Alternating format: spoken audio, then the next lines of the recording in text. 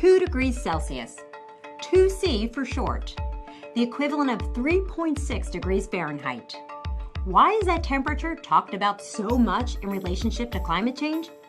For the explanation, let's begin with the Industrial Revolution in the late 1800s, when our use of fossil fuels accelerated. According to the World Meteorological Organization, the global average temperature at that time was 13.7 degrees Celsius, or 56.6 degrees Fahrenheit. The amount of CO2 is almost just dead constant for at least 1,000 years. Over the course of the next several decades, carbon dioxide emissions from the burning of coal, gas, and oil began building in the atmosphere and oceans, gradually heating the planet. In the 70s, the warming trend took a sharp turn upward.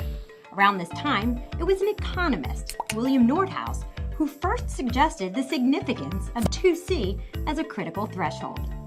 Then in the 90s, science researchers and policymakers put forth 2C warming as the limit the Earth could handle without the most disastrous outcomes.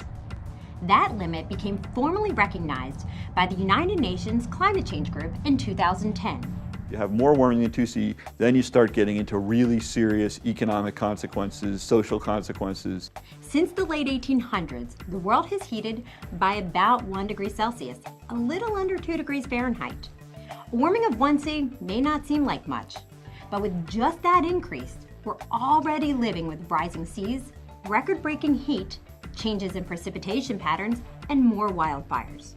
At our current rate of emissions, the Earth is on track to warm by up to 4 degrees Celsius, or about 7 degrees Fahrenheit. In terms of sea levels alone, the difference in projected outcomes of 4C warming as compared to 2C is dramatic. In order to limit the warming to 2C, we've got to stop setting things made of carbon on fire. We've got to transition the energy supply very rapidly away from coal, oil, and gas and toward everything else. This has got to happen very quickly. It has to start happening now. And in particular, it's critical that alternative energy is used for the development of the developing world. 2C. It's a relatively small number, but one with big outcomes attached to it.